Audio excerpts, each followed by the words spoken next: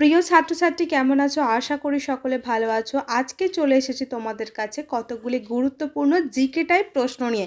তো যেগুলো কিন্তু আমাদের টার্গেট হচ্ছে কি ফুড এসআই, ক্লার্কশিপ আরও যে অন্যান্য চাকরির পরীক্ষা হচ্ছে সেগুলোর জন্য কিন্তু খুবই গুরুত্বপূর্ণ। তো চলো দেরি না করে আমরা প্রশ্নগুলো দেখে নিই। দেখো প্রথম প্রশ্ন কি বলেছে। প্রথম প্রশ্ন বলছে কৃষি কোন তালিকায় অন্তর্ভুক্ত করা হয়েছে? কৃষিকে কী বলেছে? অপশান 1 অবশিষ্ট তালিকা, অপশান 2 ইউনিয়ন তালিকা, অপশান 3 রাজ্য তালিকা, অপশান 4 যৌথ তালিকা। তো কৃষিকে কোন তালিকার অন্তর্ভুক্ত করা হয়েছে? কৃষি কিন্তু রাজ্য তালিকার অন্তর্ভুক্ত। অপশান নাম্বার 3 হলো এই প্রশ্নের সঠিক উত্তর। চলে যাচ্ছি পরবর্তী 2 নাম্বার প্রশ্নে। কি বলছে? ভাস্কো দা গামা কবে ভারতে এসেছিলেন? অপশান 1 বলছে 1442 খ্রিস্টাব্দে, অপশান 2 1498 খ্রিস্টাব্দে, অপশান 3 1398 খ্রিস্টাব্দে, অপশান 4 1552 খ্রিস্টাব্দে। তো ভাস্কো দা গামা ভারতে এসেছিলেন কিন্তু 1498 খ্রিস্টাব্দে। অপশান নাম্বার 2 হলো এই প্রশ্নের সঠিক উত্তর। চলে যাচ্ছি পরবর্তী 3 নাম্বার প্রশ্নে। বলছে the autobiography of an unknown Indian এই বইটি কার লেখা? অপশান কি বলেছে? Option 1 Victor Banerjee, option 2 Niraj Chandra Chaudhuri, option 3 Jawaharlal Nehru, option 4 M Forster. The autobiography of an unknown Indian এই বইটি কিন্তু লিখেছেন অপশান নাম্বার 2 নীরজ চন্দ্র চৌধুরী। তো নীরজ চন্দ্র চৌধুরী হলো এই প্রশ্নের সঠিক উত্তর। চলে যাচ্ছি পরবর্তী 4 নাম্বার প্রশ্নে। বলছি বিশ্ব জনসংখ্যা দিবস কবে পালন করা হয়? বিশ্ব জনসংখ্যা দিবস কি অপশান দিয়েছে? অপশান 1 বলছে 15ই এপ্রিল, অপশান 2 21শে জুলাই, অপশান 3 11ই জুলাই, অপশান 4 21শে সেপ্টেম্বর। তো বিশ্ব জনসংখ্যা দিবস কিন্তু পালন করা হয় অপশান নাম্বার 3 11ই জুলাই। বিশ্ব জনসংখ্যা দিবস পালন করা হয় কিন্তু অপশান নাম্বার 3 11ই জুলাই। চলে যাচ্ছি পরবর্তী 5 নাম্বার প্রশ্নে। বলছে তামিলনাড়ুর বর্তমান মুখ্যমন্ত্রী কে? তামিলনাড়ু রাজ্যের বর্তমান মুখ্যমন্ত্রী কে? অপশান 1 বলছে M K Stalin, option 2 Jagdish Mukhi, option 3 R N Ravi, option 4 Jayalalithaa Jayaram. তো তামিলনাড়ুর বর্তমান মুখ্যমন্ত্রী হলেন কিন্তু option number 1 M K Stalin. Option number 1 হলো প্রশ্নের সঠিক উত্তর। চলে যাচ্ছি পরবর্তী 6 নাম্বার প্রশ্নে। বলছে ইরানি কাপ কোন খেলার সাথে যুক্ত? ইরানি কাপ কোন খেলার সাথে যুক্ত? অপশানগুলো কি বলেছে? Option 1 cricket, option 2 football, option 3 volleyball, option 4 hockey. তো ইরানি কাপ কিন্তু যুক্ত কোন খেলার সাথে? অপশান নাম্বার 1 ক্রিকেট খেলার সাথে কিন্তু ইরানি কাপ যুক্ত। অপশান নাম্বার 1 হলো 6 নাম্বার প্রশ্নের সঠিক উত্তর। চলে যাচ্ছি পরবর্তী 7 নাম্বার প্রশ্নে। বলছে যাযাবর কার ছদ্মনাম? কি অপশান দিয়েছে? Option 1 Rajshekhar Basu, option 2 Sharatchandra Chattopadhyay, option 3 Binoy Mukhopadhyay, option 4 Samaresh Basu. তো যাযাবর হলো বিনয় মুখোপাধ্যায়ের ছদ্মনাম। অপশান নাম্বার 3 হলো এই প্রশ্নের সঠিক উত্তর। চলে যাচ্ছি পরবর্তী 8 নাম্বার প্রশ্নে। বলছে আরব সাগরের রানী বলা হয় কোন শহরকে? Option 1 Mumbai, option 2 Kochi, option 3 Surat, option 4 Lakshadweep. তো আরব সাগরের রানী বলা হয় কিন্তু অপশান নাম্বার 2 কোচি। কোচি শহরকে কিন্তু আরব সাগরের রানী বলা হয়। অপশান নাম্বার 2 হলো এই প্রশ্নের সঠিক উত্তর। চলে যাচ্ছি পরবর্তী 9 নাম্বার প্রশ্নে। বলছে ব্লিচিং পাউডারের রাসায়নিক নাম কি? Option 1 sodium chloride, option 2 sodium carbonate, option 3 calcium hypochlorite, option 4 sodium bicarbonate. তো ব্লিচিং পাউডারের রাসায়নিক নাম হলো কিন্তু option number 3 calcium hypochlorite. Option number 3 হলো 9 নাম্বার প্রশ্নের সঠিক উত্তর। চলে যাচ্ছি পরবর্তী 10 নাম্বার প্রশ্নে। বলছে ওনাম উৎসবের উৎপত্তি ভারতের কোন রাজ্যে? ওনাম যে উৎসব হয় সেটা ভারতের কোন রাজ্যে এর উৎপত্তি হয়েছে? Option 1 Punjab, option 2 Orissa, option 3 Kerala এবং অপশান 4 হচ্ছে ঝাড়খণ্ড। তো এই প্রশ্নের সঠিক উত্তর হবে কিন্তু অপশান নাম্বার 3 কেরালা। চলে যাচ্ছি পরবর্তী 11 নম্বর প্রশ্নে। বলছে ভারতের সংবিধান বিচার বিভাগের স্বাধীনতা কোন দেশের সংবিধানের অনুকরণে গৃহীত হয়েছে? অপশানগুলি কি বলেছে? Option 1 Canada, option 2 England, option 3 মার্কিন যুক্তরাষ্ট্র, অপশান 4 জার্মানি। তো ভারতের সংবিধান যে দেশের সংবিধানের অনুকরণে গৃহীত হয়েছে সেটি হলো কিন্তু অপশন নাম্বার 3, মার্কিন যুক্তরাষ্ট্রের অনুকরণে কিন্তু ভারতের সংবিধান গৃহীত হয়েছে। অপশন নাম্বার 3 হলো 11 নম্বর প্রশ্নের সঠিক উত্তর। চলে যাচ্ছি পরবর্তী 12 নম্বর প্রশ্নে। বলছে কবে নীতি আয়োগ প্রতিস্থাপন করা হয়? কত সালে নীতি আয়োগ প্রতিস্থাপন করা হয়? Option 1 2017, option 2 2014, option 3 2016, option 4 2015। তো এই প্রশ্নের সঠিক উত্তর হবে অপশন নাম্বার 4 2015। চলে যাচ্ছি পরবর্তী 13 নম্বর প্রশ্নে। বলছে ভারতের সর্বোচ্চ অসামরিক পুরস্কার হলো কোনটি? অপশন 1 পরমবীর চক্র, অপশন 2 অশোক চক্র, অপশন 3 ভারতরত্ন, অপশন 4 পদ্মবিভূষণ। তো ভারতের সর্বোচ্চ অসামরিক পুরস্কার হলো কিন্তু অপশন নাম্বার 3 ভারতরত্ন। ভারতরত্ন হলো এই প্রশ্নের সঠিক উত্তর। চলে যাচ্ছি পরবর্তী 14 নম্বর প্রশ্নে।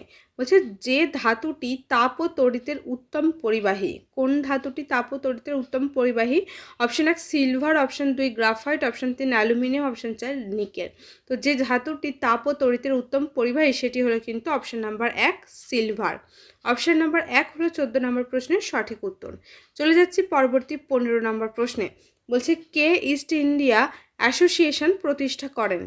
অপশন কি বলছে? Option 1 Subramaniam Iyer, option 2 Firoz Shah Mehta, option 3 Anandamohan Bose, option 4 Dadabhai Naoroji. তো ইস্ট ইন্ডিয়া কোম্পানির অ্যাসোসিয়েশন প্রতিষ্ঠা করেছিলেন কিন্তু অপশন নাম্বার 4 দাদাভাই নৌরোজি। চলে যাচ্ছি পরবর্তী প্রশ্নে। বলছে পারাদ্বীপ বন্দর ভারতের কোন রাজ্যে অবস্থিত?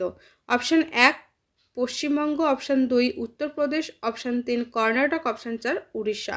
তো পারাদ্বীপ বন্দর কিন্তু অবস্থিত অপশন নাম্বার 4 উড়িষ্যায়। চলে যাচ্ছি পরবর্তী 17 নম্বর প্রশ্নে। বলছে ভারতের মনসবদারি প্রথা কে চালু করেন?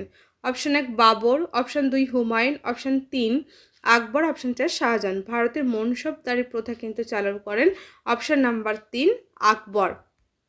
চলে যাচ্ছি পরবর্তী 18 নম্বর প্রশ্নে। বলছে দ্রৌপদী মুর্মু ভারতের কততম রাষ্ট্রপতি? কি কি অপশন দিয়েছে? অপশন 1 12তম, অপশন 2 13তম, অপশন 3 14তম, অপশন 4 15তম। তো দ্রৌপদী মুর্মু ভারতের রাষ্ট্রপতি কততম? এই প্রশ্নের সঠিক উত্তর হয়ে যাবে অপশন নাম্বার 4 15তম। অপশন নাম্বার 4 হলো 18 নম্বর প্রশ্নের সঠিক উত্তর। চলে যাচ্ছি পরবর্তী 19 নম্বর প্রশ্নে। যে হলদিঘাটের যুদ্ধ কত সালে হয়েছিল? Option 1 1556, option 2 1565, option 3 1576, option 4 1586। তো এই প্রশ্নের সঠিক উত্তর হবে অপশন নাম্বার 3 1576। হলদিঘাটের যুদ্ধ হয়েছিল কিন্তু অপশন নাম্বার 3 1576 সালে। চলে যাচ্ছি পরবর্তী 20 নম্বর প্রশ্নে। বলছে অল ইংল্যান্ড ব্যাডমিন্টন চ্যাম্পিয়নশিপ জয়ী প্রথম ভারতীয় কে? Option 1 Prakash Padukone, option 2 Srikanth Kidambi, option 3 Saina Nehwal, option 4 PV Sindhu. তো অল ইংল্যান্ড ব্যাডমিন্টন চ্যাম্পিয়নশিপে প্রথম জয়ী ভারতীয় হলেন কিন্তু option number 1 Prakash Padukone. Option number 1 হলো এই প্রশ্নের সঠিক উত্তর। চলে যাচ্ছি পরবর্তী প্রশ্নে। বলছে ভারতের প্রথম হাইকোর্ট কোথায় প্রতিষ্ঠিত হয়? Option 1 Kolkata, option 2 Madras, option 3 Bombay, option 4 Delhi. তো ভারতের প্রথম হাইকোর্ট কিন্তু প্রতিষ্ঠিত হয়েছিল অপশন নাম্বার 1 কলকাতায়। অপশন নাম্বার 1 হলো 21 নম্বর প্রশ্নের সঠিক উত্তর। চলে যাচ্ছি পরবর্তী 22 নম্বর প্রশ্নে। বলছে সূর্যের কিরণ থেকে কোন ভিটামিন পাওয়া যায়? Option 1 vitamin A, option 2 vitamin C, option 3 vitamin D এবং অপশন 4 ভিটামিন ই। তো এই প্রশ্নের সঠিক উত্তর হয়ে যাবে অপশন নাম্বার 3 ভিটামিন ডি। সূর্যের কিরণ থেকে কিন্তু আমরা ভিটামিন ডি পেয়ে থাকি। অপশন নাম্বার 3 হলো এই প্রশ্নের সঠিক উত্তর। চলে যাচ্ছি পরবর্তী 23 নম্বর প্রশ্নে। বলছে পূর্ব রেলের সদর দপ্তর কোথায় অবস্থিত? Option 1 Guwahati, option 2 Bhubaneswar, option 3 Kolkata, option 4 Lucknow. তো এই প্রশ্নের সঠিক উত্তর হবে কিন্তু অপশন নাম্বার 3 পূর্ব রেলের সদর দপ্তর অবস্থিত কিন্তু কলকাতায়। অপশন নাম্বার 3 হলো এই প্রশ্নের সঠিক উত্তর। চলে যাচ্ছি পরবর্তী 24 নম্বর প্রশ্নে। বলছে ভগৎ সিং বটুকেশ্বর দত্ত, এটা সিং হবে, ভগৎ সিং বটুকেশ্বর দত্ত কেন্দ্রীয় আইনসভার বোমা বিস্ফোরণ কবে করেছিল? অপশনগুলো কি বলছে? Option 1 1920, option 2 1925, option 3 1929, option 4 1930। তো এই প্রশ্নের সঠিক উত্তর হবে কিন্তু 29। ভগৎ সিং এবং বটুকেশ্বর দত্ত কেন্দ্রীয় আইনসভার বোমা বিস্ফোরণ করেছিল কিন্তু 1929 সালে। অপশান নাম্বার 3 হলো এই প্রশ্নের সঠিক উত্তর। চলে যাচ্ছি পরবর্তী 25 নাম্বার প্রশ্নে। বলছে যুদ্ধক্ষেত্রে রুমি কৌশল প্রবর্তন করেছিলেন কে? Option 1 Sultan Mahmud, option 2 Genghis Khan, option 3 Timur Lang, option 4 Babur. তো এই প্রশ্নের সঠিক উত্তর হবে অপশান নাম্বার 4। যুদ্ধক্ষেত্রে রুমি যে কৌশল সেটা কিন্তু প্রবর্তন করেছিলেন বাবর। অপশান নাম্বার 4 হলো এই প্রশ্নের সঠিক উত্তর। চলে যাচ্ছি পরবর্তী 26 নাম্বার প্রশ্নে। বলছে সর্দার সরোবর প্রকল্প কোন নদীর তীরে গড়ে উঠেছে? Option 1 Narmada, option 2 Tapti, option 3 Krishna এবং অপশান 4 কাবেরী।